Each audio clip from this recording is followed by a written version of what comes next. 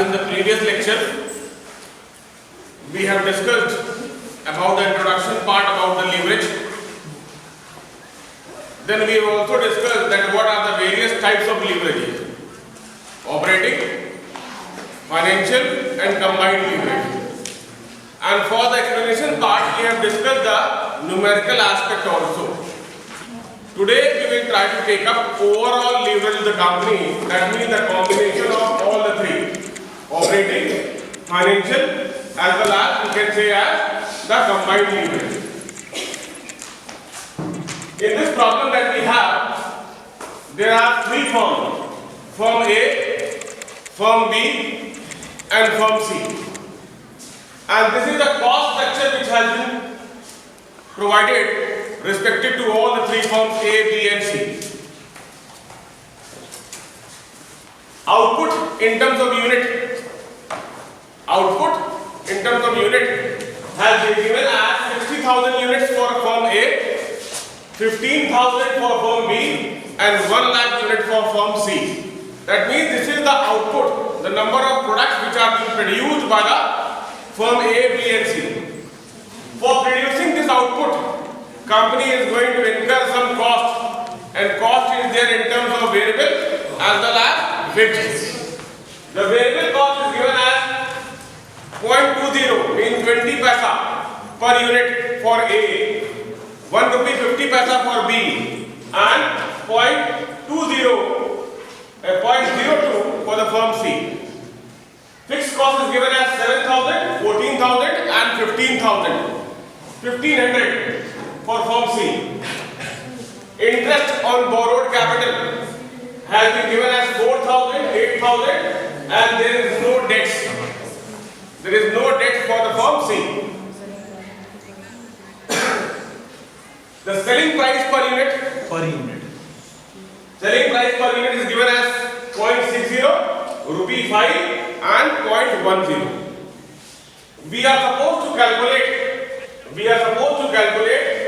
we can say DOL, DFL and DCL. And also we are supposed to give the interpretation about these three firms after the calculation of DFL, DOL and the combination of two DCL. Now see how we can do this.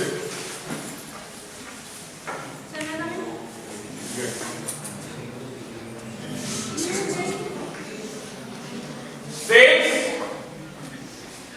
if we take in terms of units, 60 paisa per unit and 60,000. So 60,000 into 60 paisa. How much? You can calculate. 36,000. It is coming as 36,000 as sales. 5 rupees and 15,000. How much?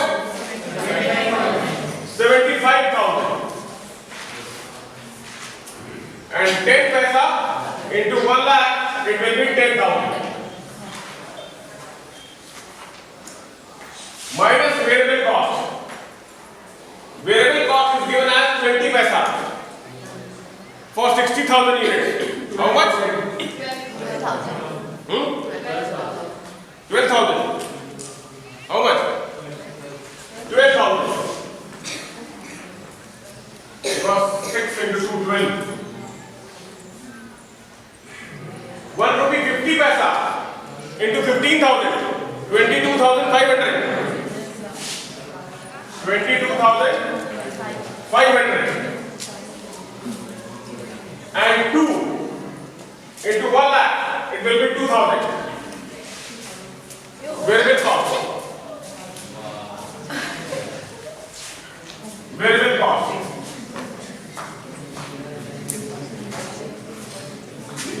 Whatever the receivable is known as contribution, as we have discussed number of times. 24,000, 52,500, 52,500 and 8,000. minus fixed cost. Fixed cost is given as 7 and 14 and 1500. 7,000, 14,000 and 1,500. We get EBIT, earning before interest and taxes. 24 minus 7, 17,000. 52,500 minus 14,000. How much? 38,500. Very good. 38,500. And this will be 6,500. Interest is also provided. Minus interest 4,000, 8,000 and nil. 4,000, 8,000 and nil. 30,000, 30,500 and 6,500. This is your profit before tax. Right? No further information has been provided. No further information has been provided. What we have to calculate? DOL, DFL and DCL. Right? DOL means contribution upon sales. DFL means EBIT upon PBT, and DCL is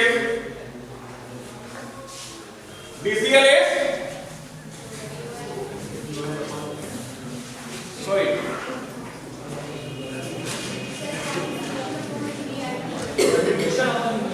Contribution upon, if we talk about EBIT, right? Contribution upon EBIT. Contribution upon EBIT. Right. Then we can say that we are left with contribution upon PBT. This will be your combined leverage, or we can say the combined leverage is also the product of OL and FL. So suppose we calculate DOL. DOL here is contribution upon EBIT. Contribution is 24,000 and EBIT is given as 17,000. 24,000 and 17,000. How much? 1.4. Again contribution in the second form 52,500 and EBIT is 38,500. 52 upon 38,500. 1.36. And here we have 8,000 divided by PBT 6,500. 8,000 upon 6,500. How much? 1.26. 1.323. 1.2. In the same way, you calculate for DFL and DCL. DFL and DCL. DFL says EBIT upon PBT. EBIT is given as 17,000 divided by 13,000. How much? 1.31. 1.31.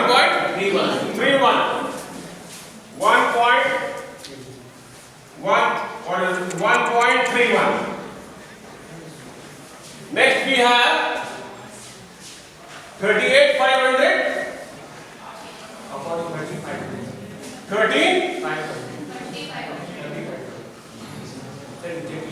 3,500. How much? 1.26. 1.26. 1.26.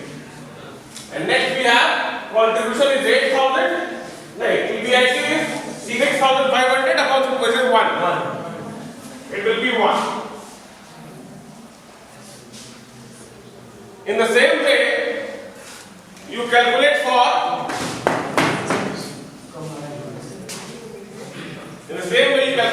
DCL. That means for firm A, firm B, and firm C. DOL, DFL, and DCL.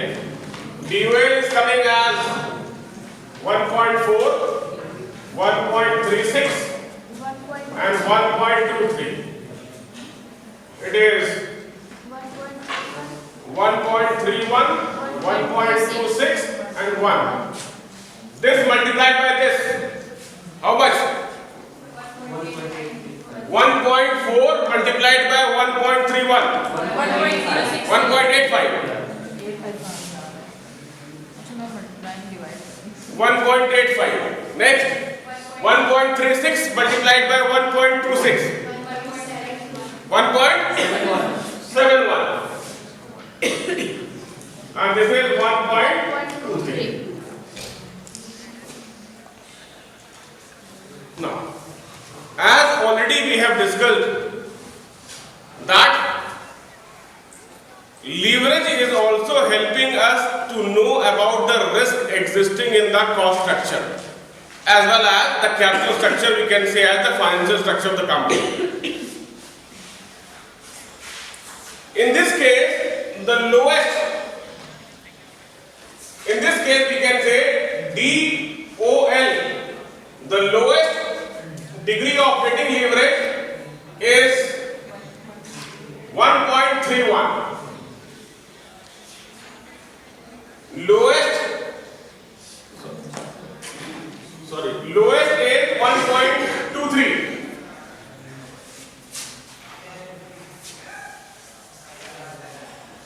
कितना था ये 1.31? Yes, sir. Lowest DFL and lowest combined leverage. It is automatically right also.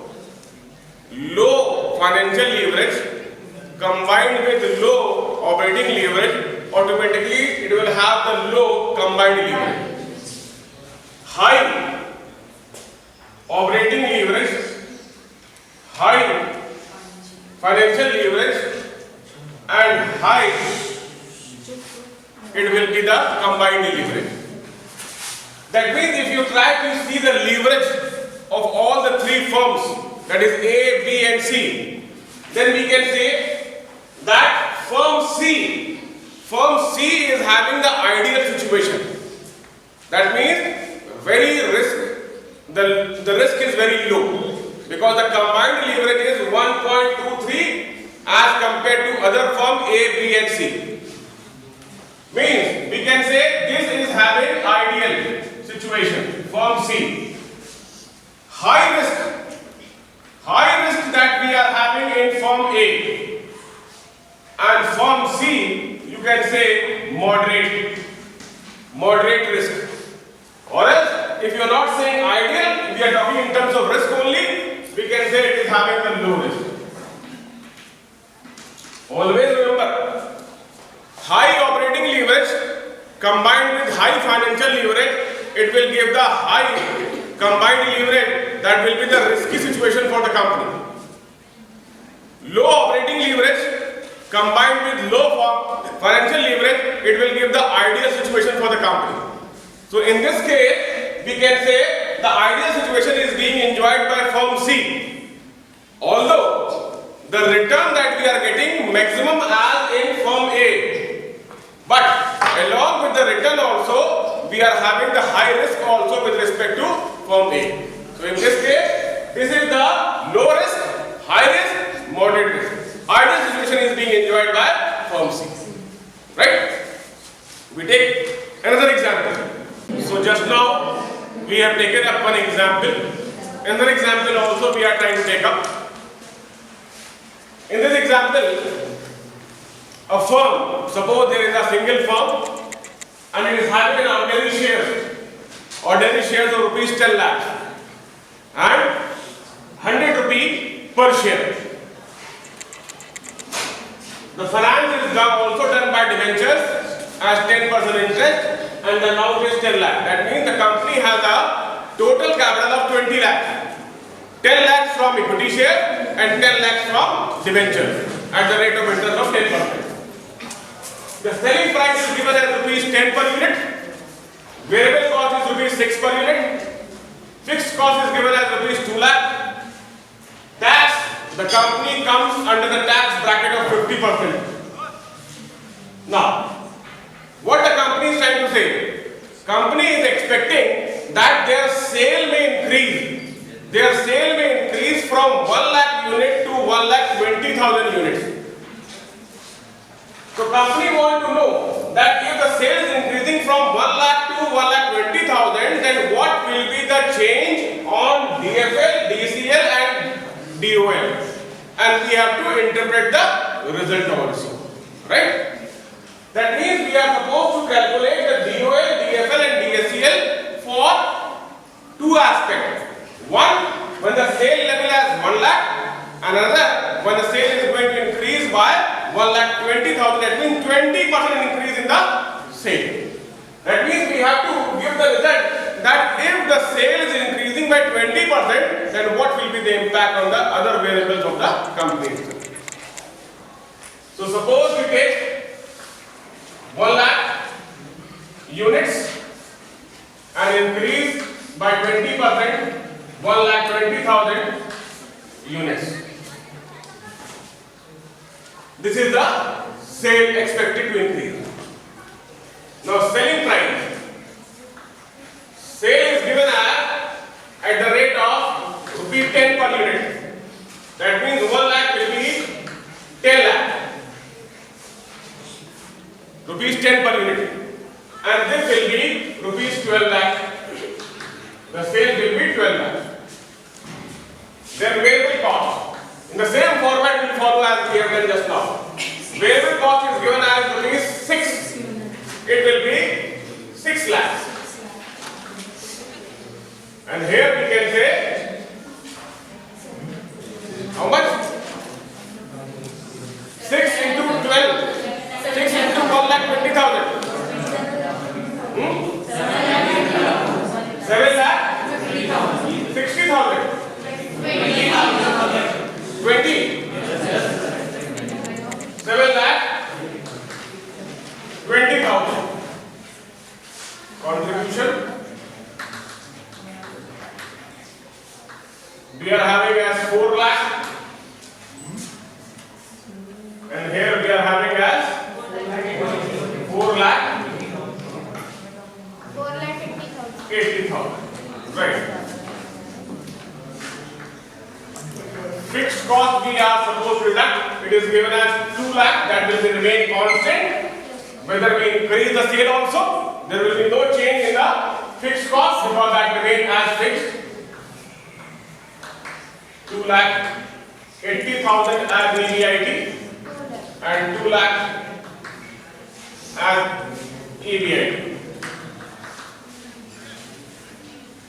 Interest is given as 10% of the debenture. 10 lakh is the debenture. So interest will be 1 lakh. Interest 1 lakh. And here also 1 lakh. 1,80,000 as profit before tax. It is 1 lakh. This will be profit before tax. Tax rate is given as at the rate of 50%. 50,000 and here will be 90,000.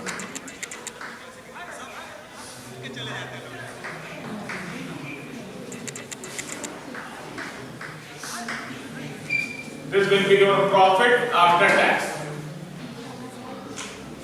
We can also calculate earning per share because it is given as there are 10 lakhs as the share capital, but each share is having rupee 100.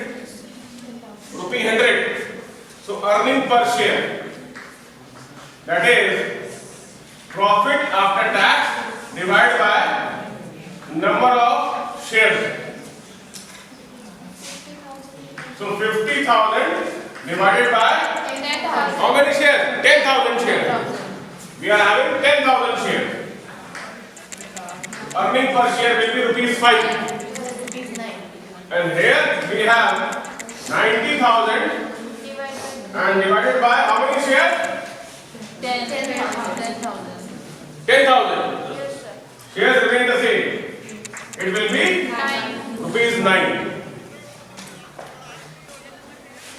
Now, calculate. We have to calculate DOL, DFL and DCL.